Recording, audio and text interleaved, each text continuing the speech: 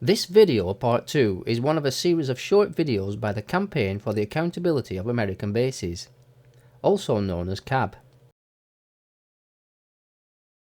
This is the American base at Menwith Hill. It is located on the A59 between Harrogate and Skipton. This satellite image will give you an idea for the size of the base. Menwith Hill is secretive, unaccountable, and out of control of the UK government. It is the largest US electronic intelligence gathering and surveillance base in the world, making it strategically of the utmost importance to the United States. It is linked directly to the headquarters of the US National Security Agency at Fort Meade in Maryland. It is also linked to a series of other listening posts scattered across the world. The main operational activity of Menwith Hill consists of a collection of signals intelligence from national and international communications systems for the USA. Menwith Hill is the hub of the Echelon system. The base can and does tap into any airborne communications, faxes, emails and phones, both private and commercial. Communications are intercepted and analysed mainly from Europe, Russia, the Middle East and North Africa. It plays an important role in the conflicts in Iraq and Afghanistan.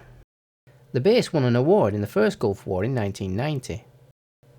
In name only, RAF Menwith Hill is in fact occupied and controlled by the US authorities. The US Army arrived in 1956 and operations began in 1960. The base was taken over directly by the NSA in 1966 and it became its field station F-83. It is now the NSA's largest listening post in the world. Many key US agencies are present, including the National Reconnaissance Office. The base is self-contained with an operations area and an on-site town including houses, shops, a school, medical centre, chapel, fire station and sports facilities. It also has its very own uninterruptible electricity supply. The land is in the possession of the Secretary of State for Defence. The land was compulsorily purchased from the local farmers in 1951 of 560 acres. There are no lease arrangements with the US authorities. Giving over control to the US authorities was never debated in Parliament, and there are few meaningful legal protections surrounding this.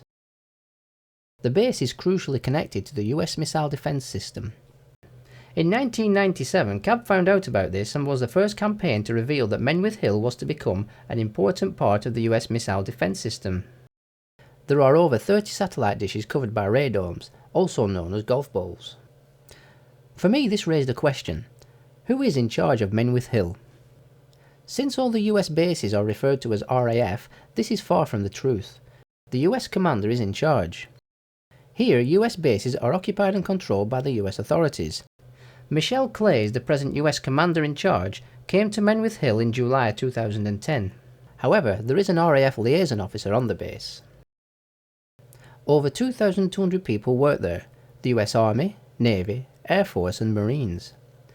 On the 24th of June 2010, the RAF liaison officer, David Elliott, gave figures of personnel at the base. US personnel, not including dependents living on the base, are 1,361. UK personnel, 779, giving a number of 2,140 personnel at the base.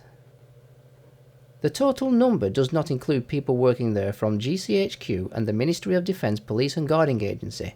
These numbers are withheld. The US authorities say who can and can't visit the base. The base is now enclosed by alarmed fencing with razor wire and monitoring cameras. The Ministry of Defence Police Agency is a British police force very different to the Home Office police.